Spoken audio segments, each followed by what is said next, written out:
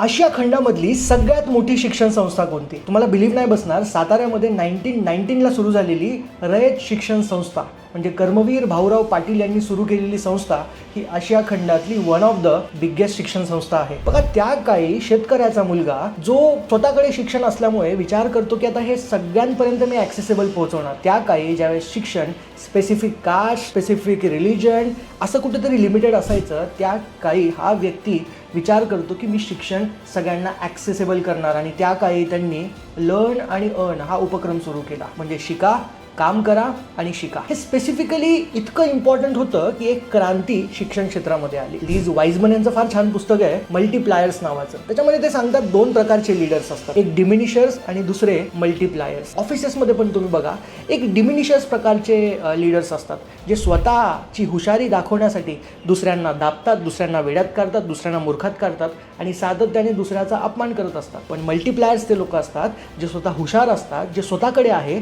ते दुसऱ्यांना देण्याचा प्रयत्न करतात. कर्मवीर भाऊराव पाटील यांच्यासारखं दुसऱ्यांना ॲक्सेसिबल करून देतात, ती गोष्ट दुसऱ्यांना हुशार करतात, दुसऱ्यांना मल्टीप्लायर बनवतात आणि हेच खरे लीडर्स असतात. ऑफिसेसमध्ये जे लोक नॉलेज असेल, मग काही स्पेसिफिक स्किल असेल जी दुसऱ्यांना शेअर करत नाहीत, स्वतःपुरती मर्यादित ठेवतात, ते डिमिनिशर्स आणि त्यांचं करिअरही कुठेतरी डिमिनिशर्स सारखं व्हायला लागतं. पण खरे लीडर्स मल्टीप्लायर्स ज्यांचं करिअर सातत्याने मल्टीप्लाय होत राहतं. सो इम्पॉर्टंट आहे आपल्याकडे जे आहे ते शेअर करा. शेअर केल्याने ते वाढतं, मल्टीप्लाय होत. तुम्हाला काय वाटतं? कमेंटमध्ये सांगा.